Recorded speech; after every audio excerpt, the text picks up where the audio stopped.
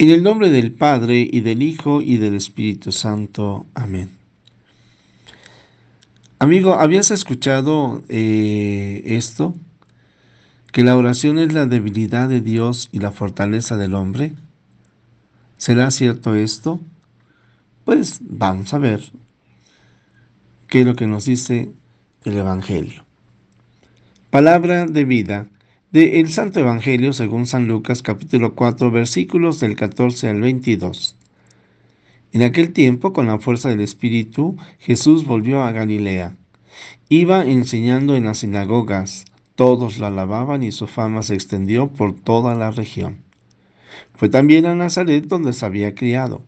Entró en la sinagoga como era su costumbre hacerlo los sábados, y se levantó para hacer la lectura.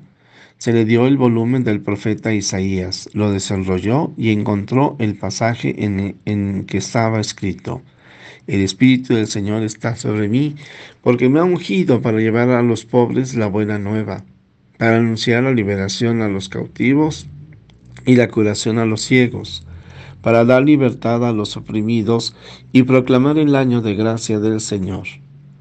Enrolló el volumen, lo devolvió al encargado y se sentó. Los ojos de todos los asistentes a la sinagoga estaban fijos en él.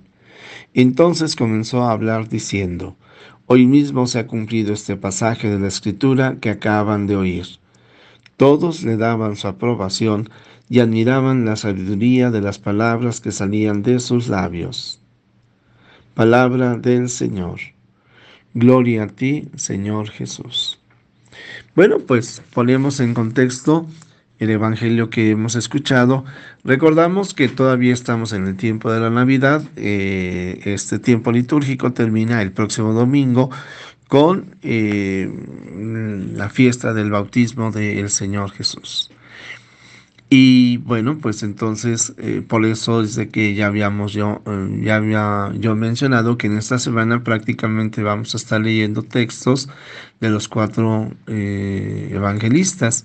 El Evangelio es uno solo, las versiones son diferentes, son cuatro versiones. Pero bien, estamos escuchando a San Lucas, en donde recordamos cómo para San Lucas el tema del Espíritu Santo, lo mismo que el tema de la alegría, las mujeres, los pobres, son tocados con mucha frecuencia. Este es el enfoque, la sensibilidad que tiene San Lucas para hablarnos del Señor Jesús.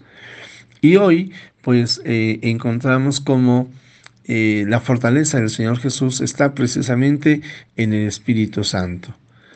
Recordemos lo que con la manera en la que comenzamos el fragmento de hoy.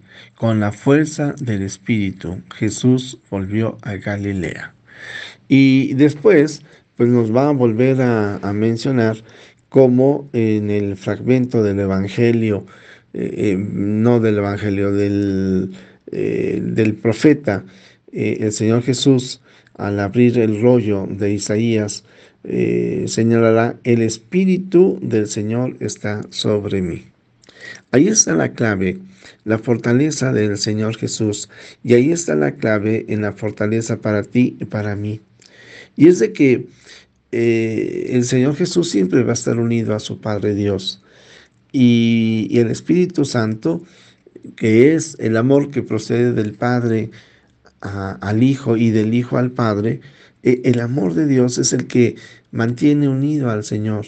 La fortaleza del amor, pero fíjate que no es el amor humano, es ese amor divino, es esta gracia tan especial, la tercera persona de la Santísima Trinidad que cada uno de nosotros recibimos. Y bueno, pues nos damos cuenta cómo la fortaleza del Señor Jesús está en la oración, en la palabra de Dios y en la comunidad. Sí, porque lo que está haciendo el Señor Jesús al proclamar este texto de Isaías ahí en la sinagoga es darse a conocer, es dar a conocer la palabra de Dios e invitar a que muchos lo sigan, precisamente al ver la docilidad que Él tiene hacia el Espíritu Santo y cómo lo va conduciendo el Espíritu de Dios. Y es de que, dime si no, se requiere fortaleza y la unción del Espíritu de Dios para poder anunciar la liberación a los cautivos, la curación a los ciegos, para dar libertad a los oprimidos y proclamar un año de gracia al Señor. Esto es lo que hará el Señor Jesús en la vida de sus contemporáneos, en la vida de la iglesia a lo largo de los siglos, y en tu vida y en la mía si abrimos nuestro corazón a Él. Y la clave para ser fuertes, bueno, pues ahí está, la oración, la palabra de Dios, la comunidad, es decir, la iglesia. La iglesia en cuanto a comunidad parroquial, pero la iglesia también en cuanto a familia. Hay que recordar que cada familia es considerada como la pequeña iglesia doméstica. Y es de que en la familia, en el amor, en la solidaridad, en la fe que podamos tener en la familia, que podamos compartir como miembros de una familia, también vamos a encontrar fortaleza. De ahí la importancia de, pues, escuchar juntos la palabra de Dios, estas reflexiones o las reflexiones que hace algún otro sacerdote, el ir a misa los domingos, el tener momentos especiales de oración.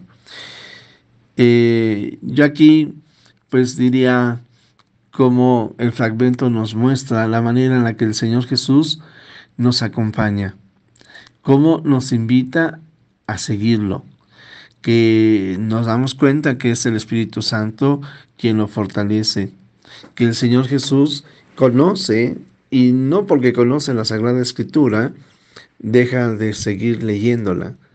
Aquí pues una invitación, hay que leer también nosotros la palabra de Dios, conocerla, hacer la vida, porque junto con esto el mensaje del Señor Jesús pues no se queda en el aire. A mí cuando me dicen, es que ser espiritual es como estar desfasado del mundo, esto es mentira. Aquel que ha abierto su corazón a Dios, efectivamente sabe levantar la mirada hacia el cielo, pero sabe también mirar la realidad de la tierra, y entonces de esa manera se es solidario con los más necesitados.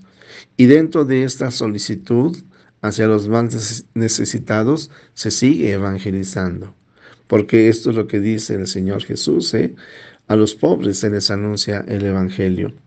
Y es de que Juan Pablo II decía que la mayor obra de caridad definitivamente es anunciar el evangelio, anunciar a Cristo, dar a conocer el amor del Señor Jesús.